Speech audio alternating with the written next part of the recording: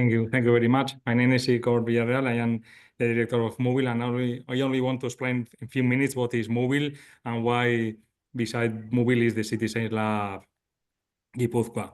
Only to say quickly, Mobile, we call it Mobile Hub and Smart and Sustainable Mobility. So it's a initiative of the regional government here in north of Spain, in the Basque Country, and it's a public and private effort to promote the initiative in the field of smart and sustainable mobility in the Basque Country.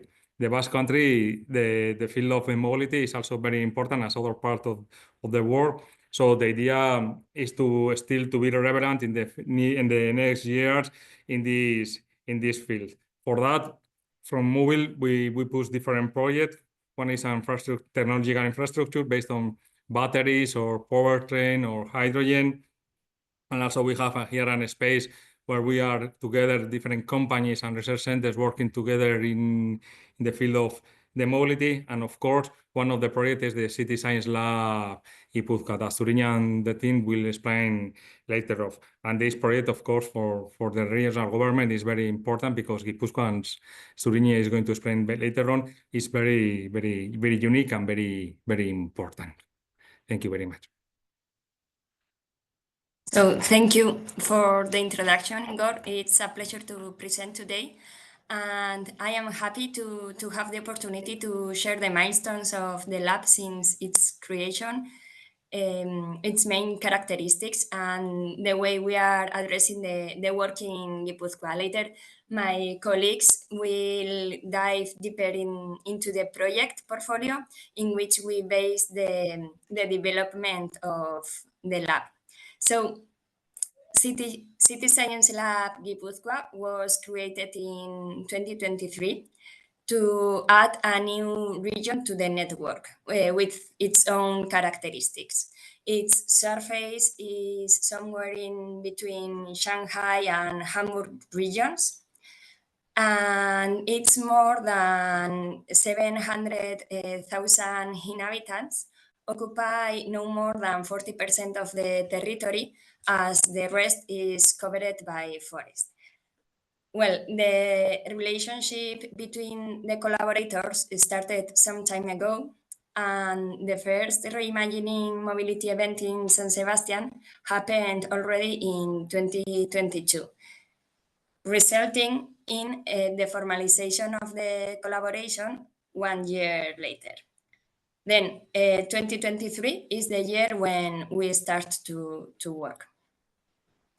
Last year, the work team was consolidated, and we are today 6 people, in addition to other people from collaborating and external agents who are also contributing to the development of the projects. And we have now reached 2025, and we have gained some altitude for a general perspective of the region.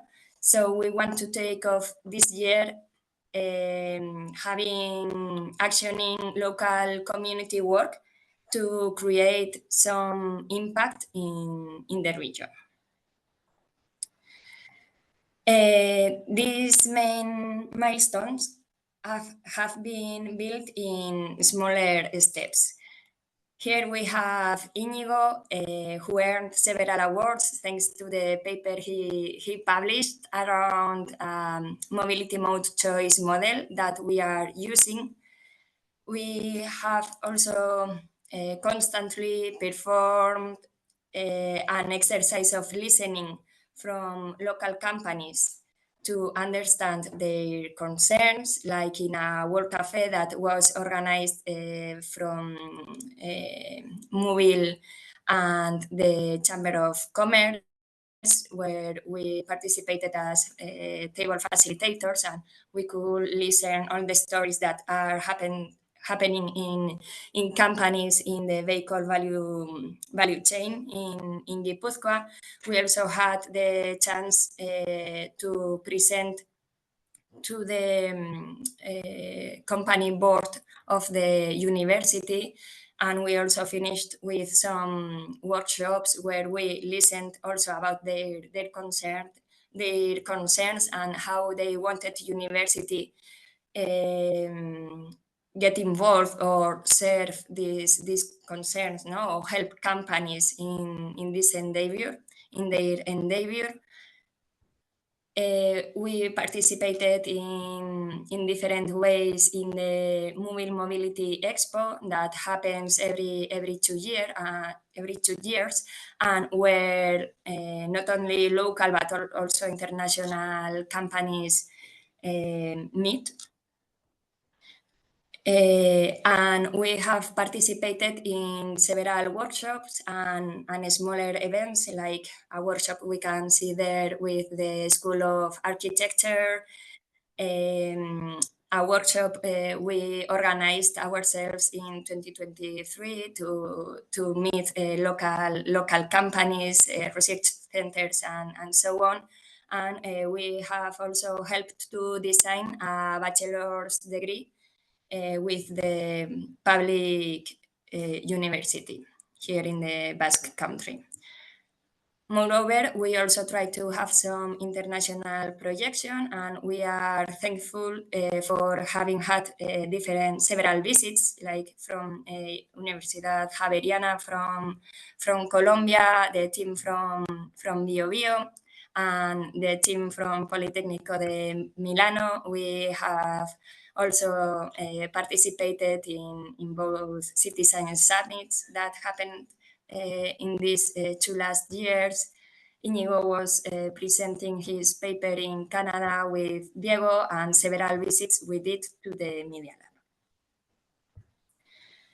Okay, so one big potential of the collaboration is the mix of collaborators and the wide spectrum of roles that are represented. We have that institutional side from Diputación de Gipuzkoa, where they have a very general perspective of the projects that are being developed in the region, and also a transversal view of these projects. So they have this ability to make connections among different sectors. We have Mobile as a representative of companies' interests with that role, and we also have the academic perspective, both from the Media Lab and Tecnun, the School of Engineering from Universidad de Navarra. And among these collaborators, we find two different work cycles. One around ideas, where we have questions, experiments, and discovery, and another working cycle around projects with objectives, plans, and results. So it's our endeavor as a laboratory to jump from one work cycle to another cycle, several, like all the time. And hopefully one day we will get to merge these two cycles. So this this bridge from one cycle to another happens in a very natural and organic way. So there are lots of contributions, as I was mentioning. For example, I would also like to underline that from Diputación de Gipuzkoa, we depend on the Department of Economic Promotion, but there are also other departments that are being involved in the project. And last year, this was selected as a flagship initiative in regional government's 2024-2027 plan. Entrepreneurship is also fostered, like it happens in Mobile. Igor already mentioned how Mobile helps local industry with the Mobile Hub. That's a network of local companies in the mobility sector. These last years, they also made a big bet for technological infrastructure with their new building where we can find technological laboratories with specific equipment for companies in the vehicle value chain. And in from Tecnon, they supported us, opening us the possibility to introduce a new line of research. And we are involved in the data analysis subject, computer science challenge.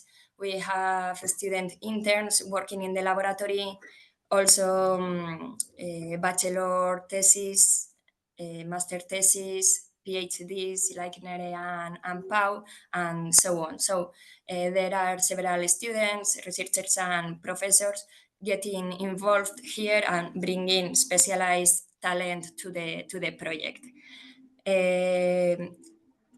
Fostering this innovation is also shared with the city science, as you know, where they lead exploratory research, and the media lab itself is also a good reference for us for the transfer of knowledge, as it is a knowledge hub for private industry. So we tried to find a common goal that will help to work together with all these agents and these different types of development. And the proposal from the lab is why don't we make Gipuzkoa a 30-minute region, as we understand that that this concept engages different roles and perspectives that can contribute the territory, making from Gipuzkoa a more accessible region. And this central idea spins around revolves around three axes. And these are the reduction of CO2 emissions, improving the cohesion of the territory, and the economic promotion. So this idea of accessibility, of course, must go hand in hand with a reduction of CO2 emissions, and this will always be like a output metric we want to evaluate in our work, as CO2 emissions in transport are the ones, the most significant ones in Gipuzkoa, and not only that, but there's a rising tendency, and that's the main problem, that it's not letting us focus or reach the climate neutrality objective for 2050. It's also related to cohesion of the territory, and it fosters economic promotion, because we are working in developing a base and also digital infrastructure where we want to enable new business opportunities. And later, I will let my colleagues explain the project portfolio. We are basing our work to advance through this objective of making Gipuzkoa a 30-minute region. We had a first pilot project more focused on commuting as mobility to jobs is the main reason why we drive our own car in Gipuzkoa. And we have also been working in people accessibility to general service in cargo. And there's also an emerging idea that we would like to test. That's the value of creating energy communities that will have a positive impact in the accessibility in rural areas. But just before I give the word to my colleagues, one last note about enhancing local searches local sources of mobility data, because we have this assumption that having the full perspective will give us much more power, not only to enable research, but also new business models and tendency monitoring. So we are working to bring together different agents that will contribute with different sources of data that we are proposing in 3 layers. First layer would be answering the question of how can we move, so which is the mobility offer. This is something that's already well worked, and actually we can find open data sites where we can get this information. Then second layer would be how we actually move, not how we can move, but how we actually do it. This is a little bit more tricky because privacy comes restriction. Because there are privacy restrictions, like privacy comes into action. So there's a work of anonymizing there, and there's a higher stage of the information we want to achieve. And finally, we know there's also a third level, which will be know how we move now, but how we want to move. So this could also help us to monitor this, to make the monitoring now, to have like the traceability of how we move from one year to another, to understand which are those tendencies and which is actually happening through time. So I give the word to Inigo because he's going to make an introduction to the projects we are working on. Thank you very much, Suriña.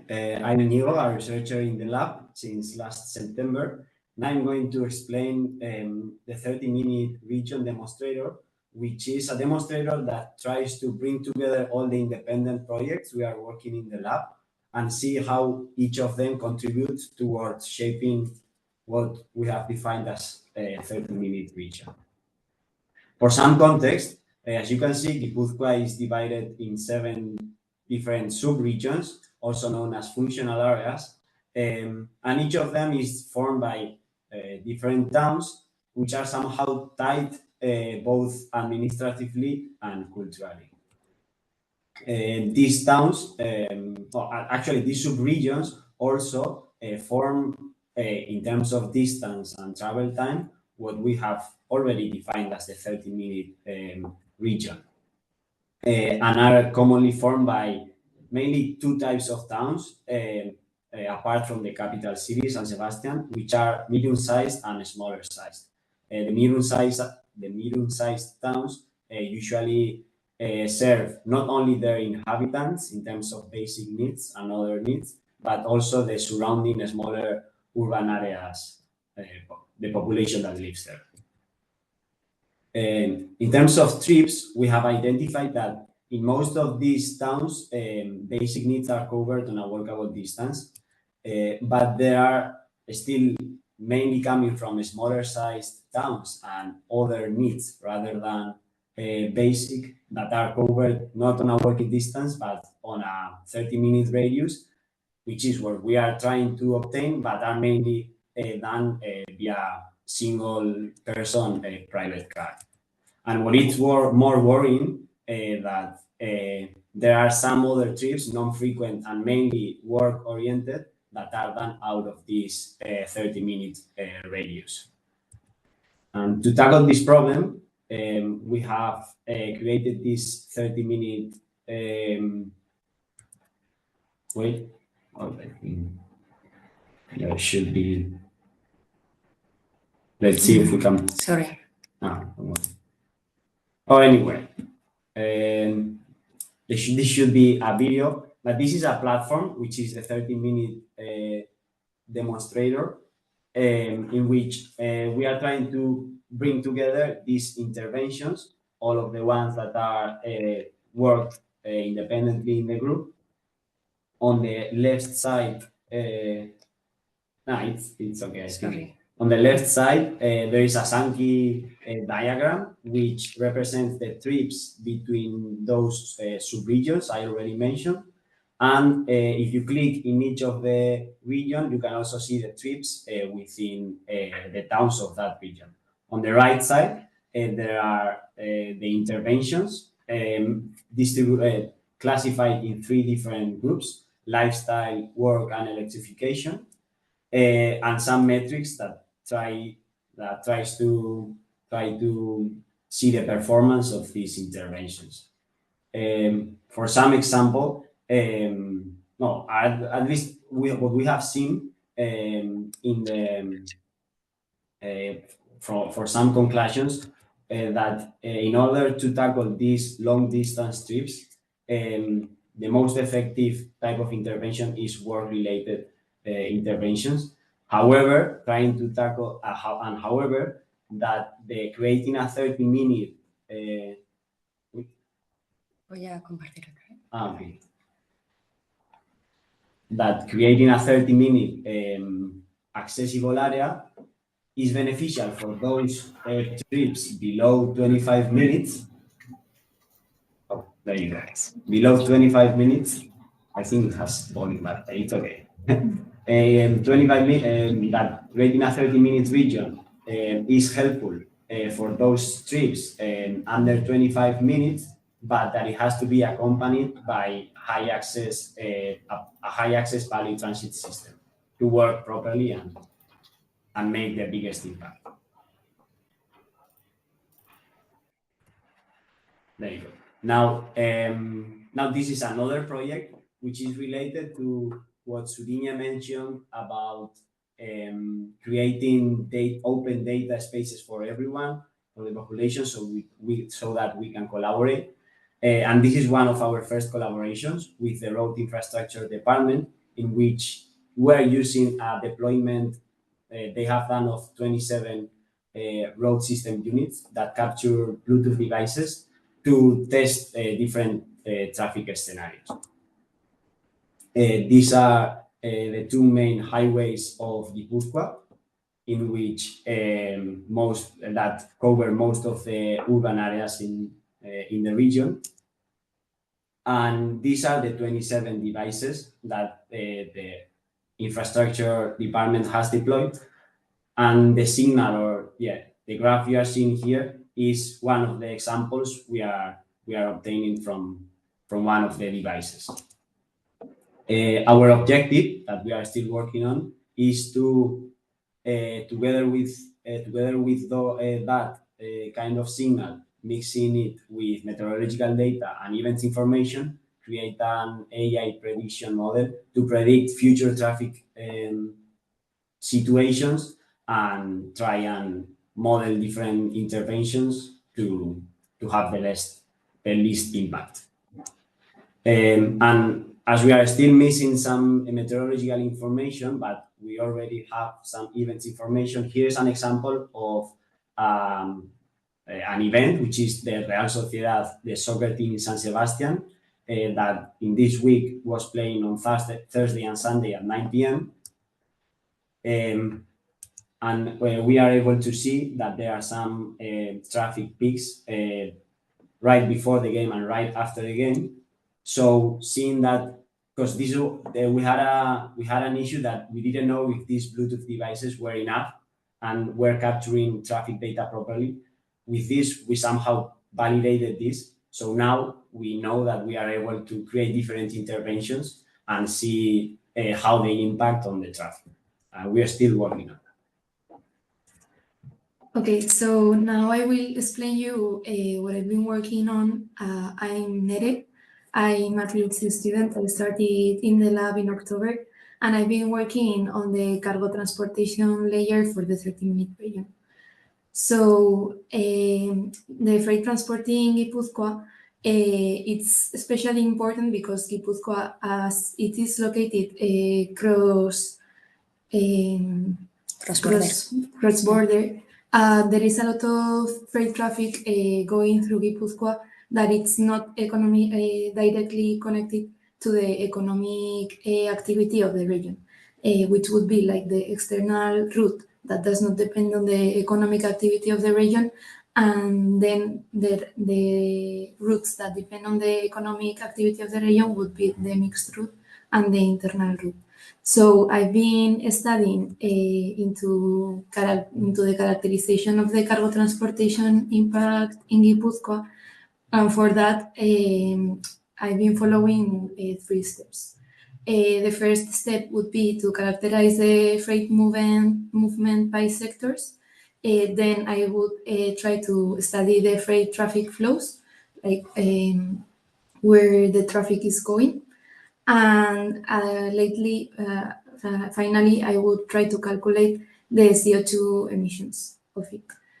So to start with the characterization of the freight movement by sectors, I've been applying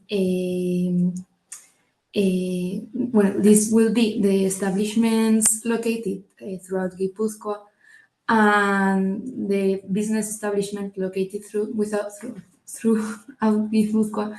And there are like some models called the freight trip generation models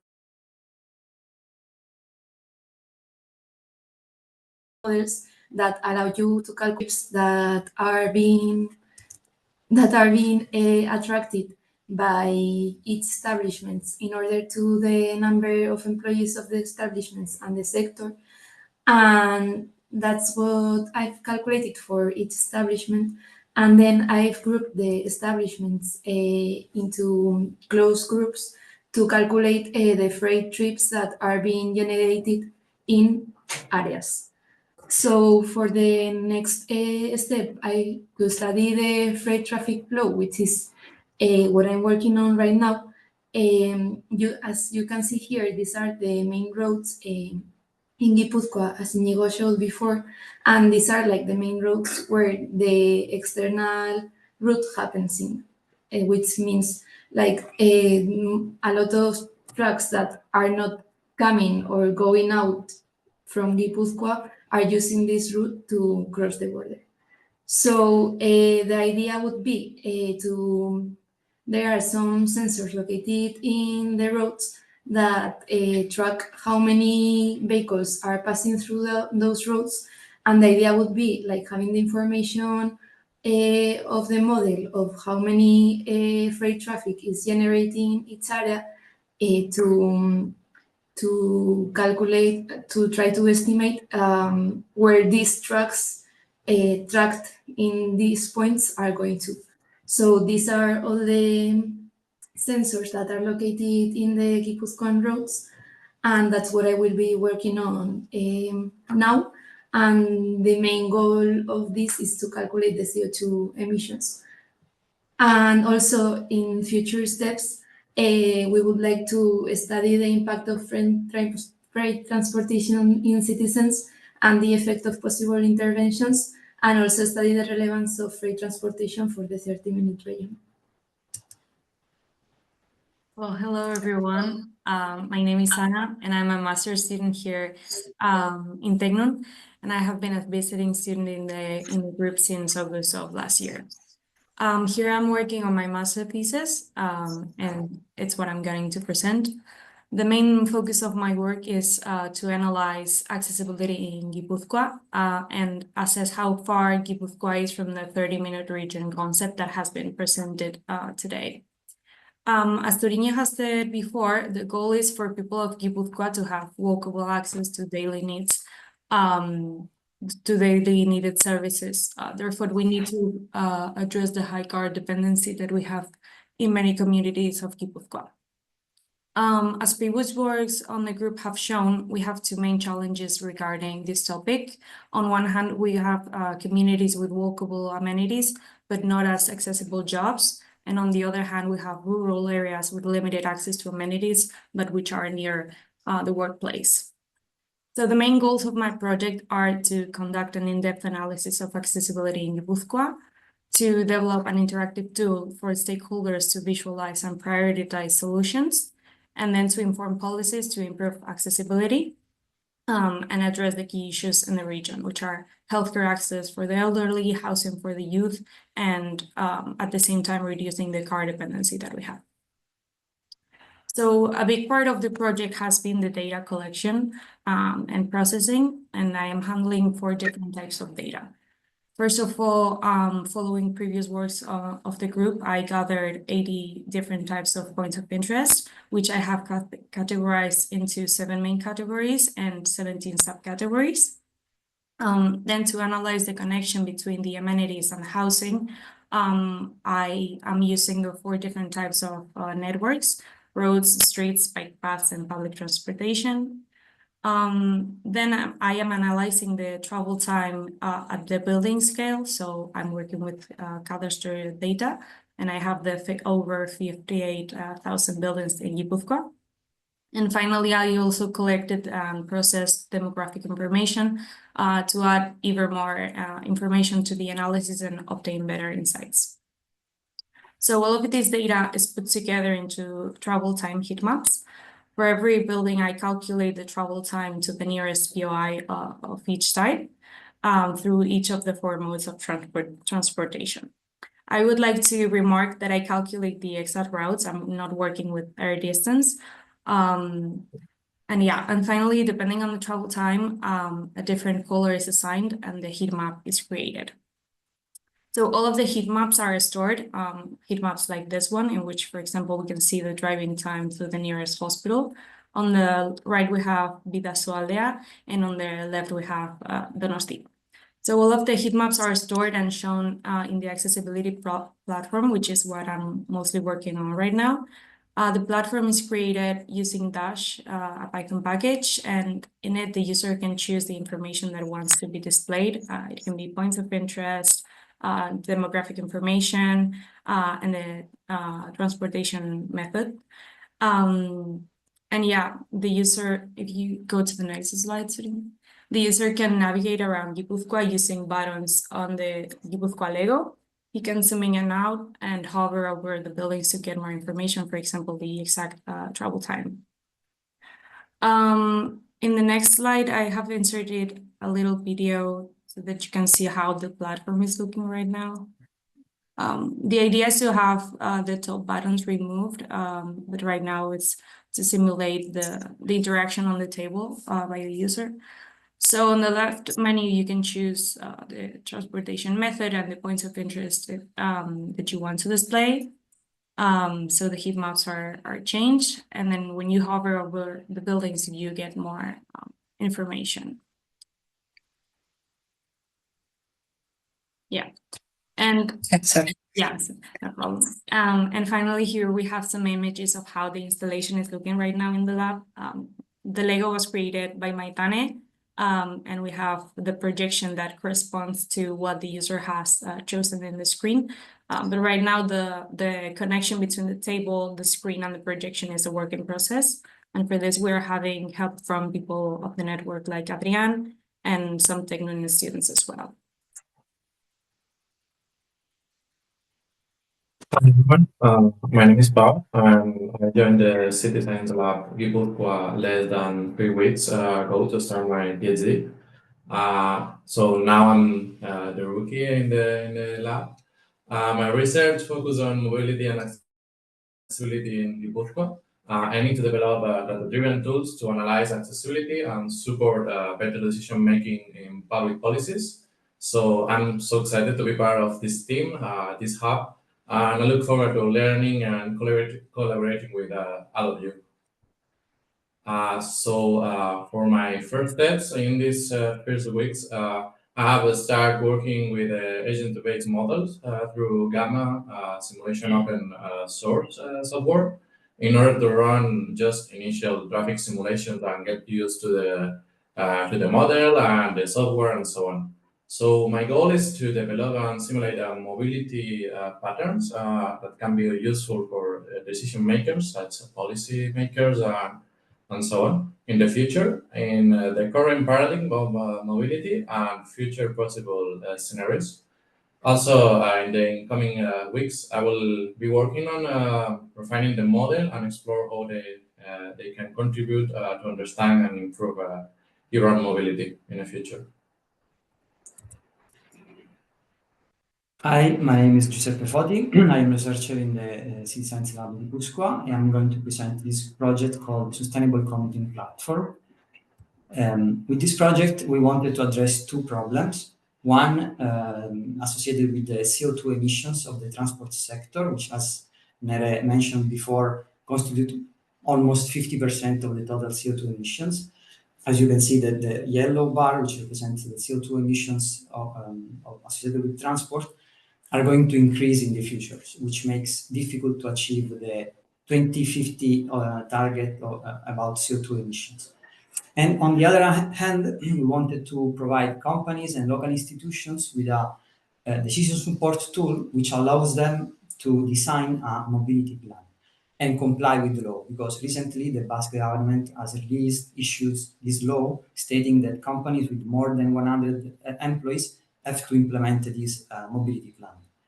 So, in order to address these issues, we implemented this interactive web interface, which you can see now in this video, where a user can load the data on workers.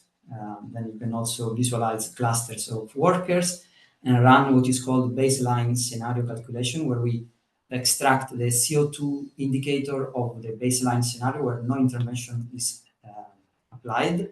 On the right, you can see some general CO2 indicator, and then you can apply different types of interventions like remote working, co-working, or car electrification.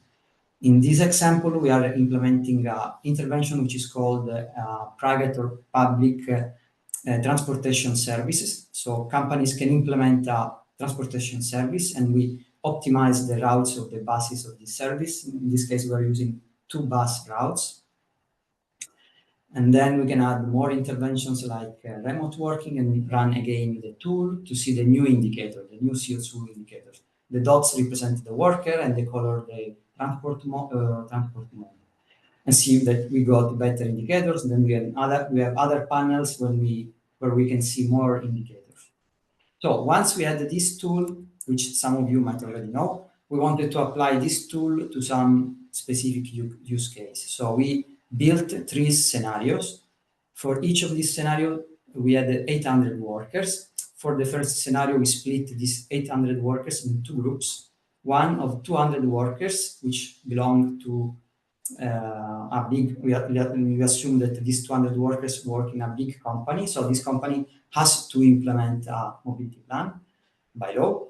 The other 600 workers are distributed in smaller companies with less than 100 workers each. So these companies do not need to implement a mobility plan. So in the first scenario, we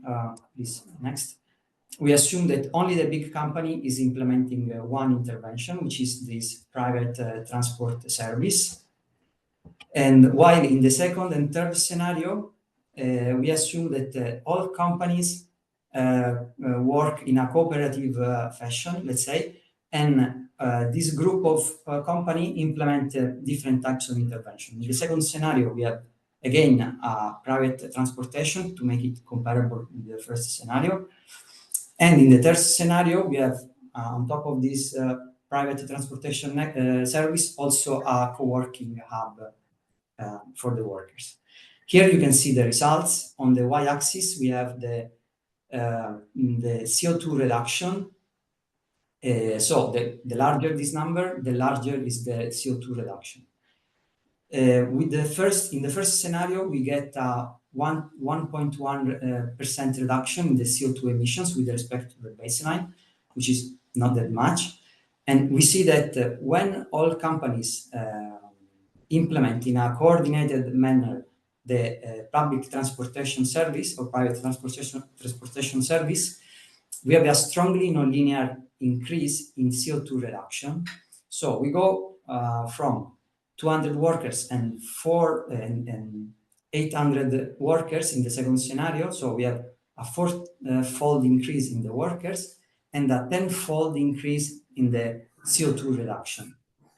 And if on top of this private transportation service, we include a co-working, like in the third scenario, we we have a further reduction of CO2 emissions. So this result highlights the importance of coordinated implementation of different type of interventions. And just to conclude, this next one, we have seen that when companies implement in a coordinated manner, which we call industrial symbiosis, different types of interventions, we can trigger strongly nonlinear increase in the impact of our intervention. So it's crucial that all these companies act together. And having, or maybe, if we have a decision support tool, we can design, we can fine-tune the interventions for our specific case. We can plan this coordinated mobility plan, and we can increase the impact of our interventions. So as Zurinya mentioned before, we are also exploring new ideas, as for example, this concept of energy communities. We believe that this type of organization can have a strong impact on both the local economy and territorial cohesion. More in general, we think that energy communities have a strong impact on different dimensions like territorial cohesion, social cohesion, local economic development, and the reduction of CO2 emissions of both mobility and energy production. And okay, so when we started thinking about this problem, we had a very oversimplified idea of what an energy community is. We thought it's just a group of citizens producing energy and exchanging this energy with the grid. But real life is much more complex. As you can see here in this table, we can have at least 6 different types of energy communities, or different types of implementations of the same idea. So we started with the first one, which you can see, the prosumer model, and we are now in the stage of modeling the energy exchange between communities. And as I said, this is a very preliminary work, and stay tuned for more news. So thank you. So thank you. And just to finalize, I wanted to mention that we are also developing an installation where we can showcase the research and the conclusions we are performing. And I wanted to invite you to the logo design contest that's opened right now. And that we wanted to close at the end of this month. But please, if you like graphic design and want to participate, don't hesitate to reach to us and to fill in the survey that you can find in the QR shared in this slide. Thank you. And I think we still have some time for questions, if there's any. Yeah. Thank you, Surinya and the rest of the team. Great work. And I have to say that this cheese is really good. So please, if you have any ideas. Also, maybe, Surinya, you can put the link maybe in the Yes. chat of the form, that if people are creative, they can submit. So maybe I'll start. First of all, congratulations on this really exciting work. It's terrific to see it all presented together. So the presentations, highlight something that we've long talked about, that to address these mobility challenges in places like Gipuzkoa, the solutions generally fall into 2 categories. There's one, improving the systems that move people between places, like the road networks and electric vehicles, public transit, carpooling, things like that.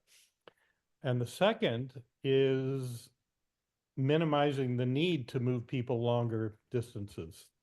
This would be, zoning reform, incentives, tax policies to encourage the development of housing nearer where the jobs are, or jobs near where people work, or providing more amenities in walkable distances.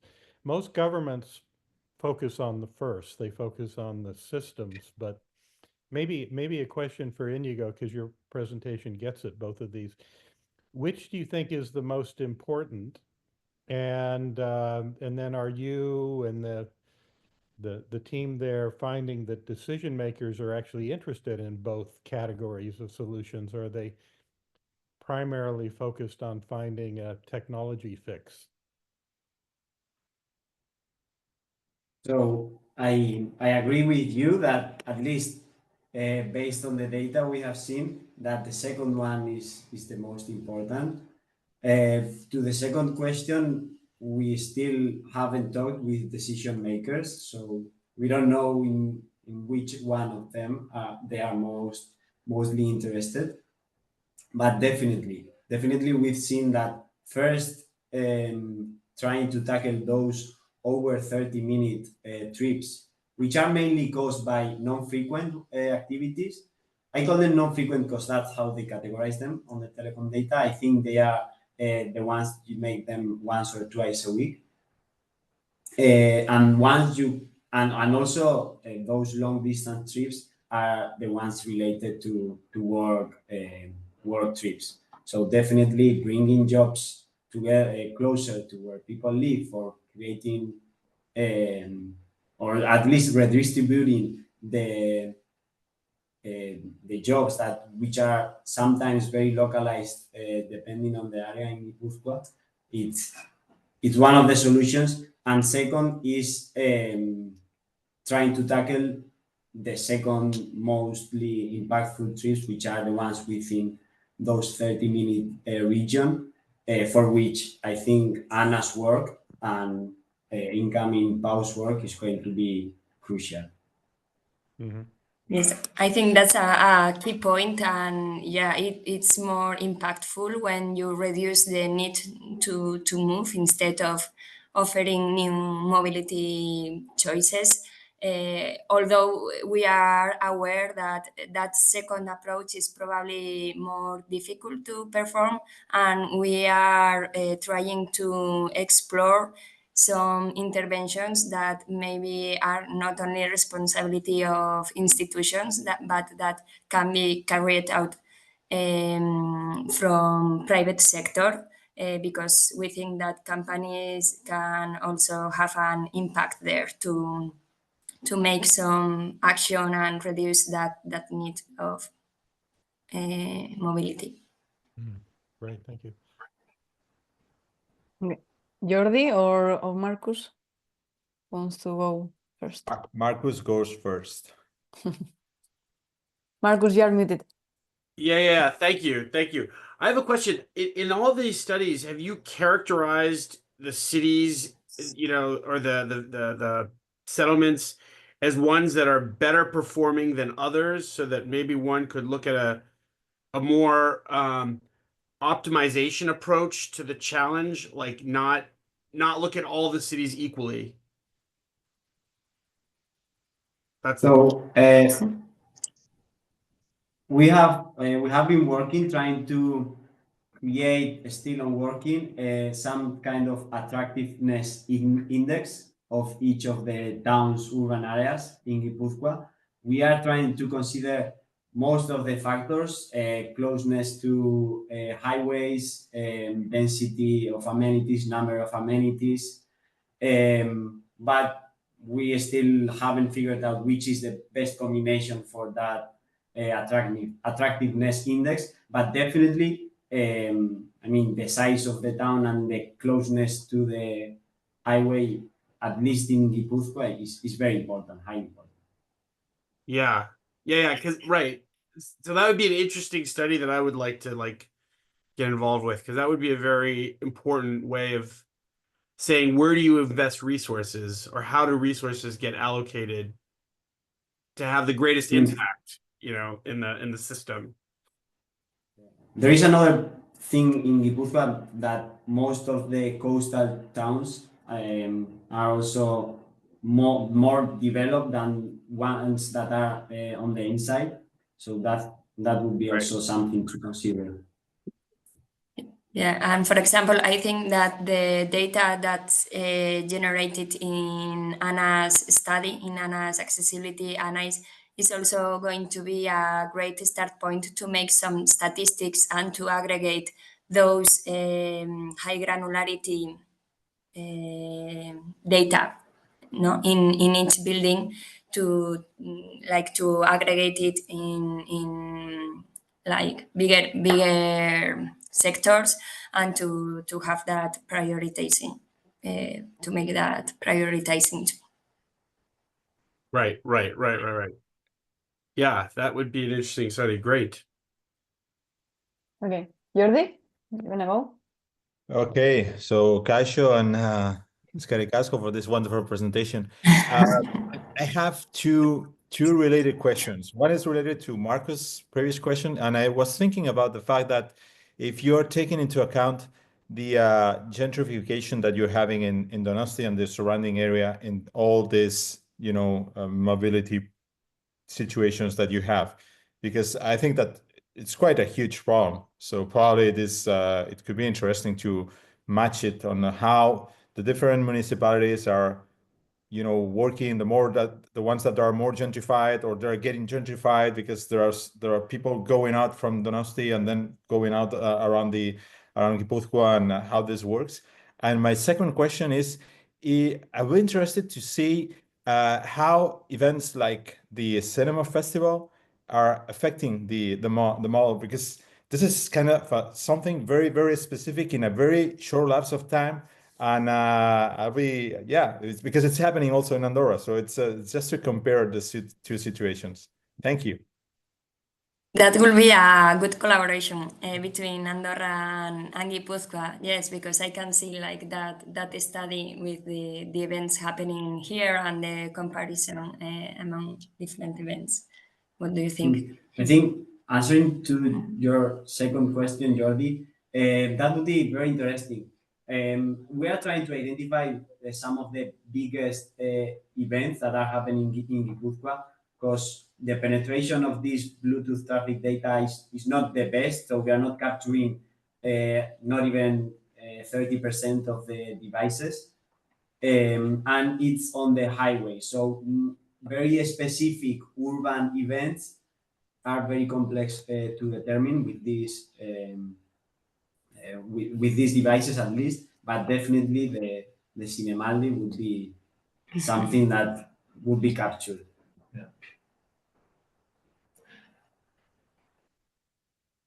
Okay. And what was your first question? Sorry. I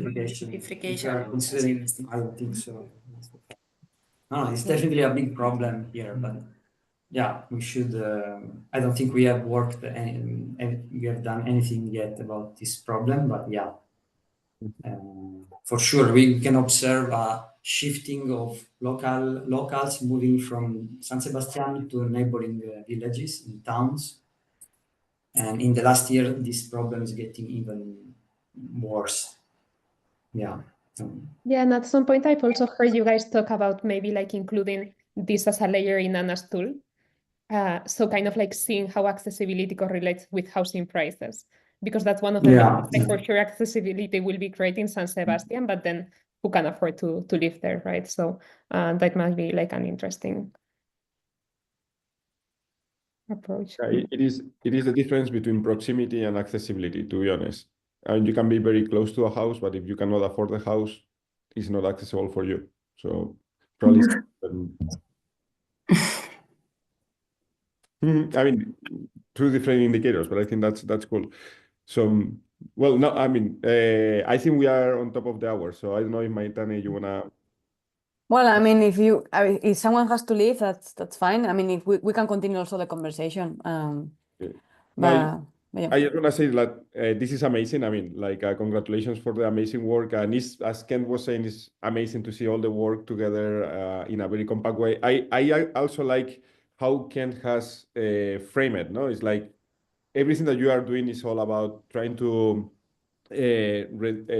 foster, let's say, life work harmony through policies, or just trying to reduce, the impact of mobility, but fostering other elements like policies or different mobility choices. So I think that is very powerful. And well, again, congratulations. And let's see, I think I am excited also about the tables and the demo space. So it could be fantastic if we could presentation with all everything that is going to be shown in the demo space, that could be, because now you have many, I mean, I don't know if you are going to have screens, tables, but I can see that you are starting to have a lot of stuff to show. Yes, maybe we can do an avant premiere in some weeks. Cool. Okay, so thank you, Gipuzkoa team. Thank you very much. I think we are already on time, so yeah, so thank you everyone for coming. And yeah, please, if you are very creative and you wanna win a table cheese, please submit your design. And yeah, and see you all in a month or so for the next network meeting. I saw that the Chilean team, they say that matched very well with the wine. I don't know if they want to win, or maybe they want to also give a wine for the winner. I mean, maybe they can be generous, and then we'll discuss it. We'll discuss it depending on how we go on this. Okay, Herman, I am bring some cheese. Partnership. You know, we have some very good wines here in Concepcion. So maybe with the summit, you can bring cheese, and we'll provide the wine. Ooh, Carmener, yeah, let's do that. Okay, everyone. Bye. Okay, thank you See very you much. soon. Thank you. Bye. Bye. Bye, Thank you. take care. Congrats, bye. Bye. Good work.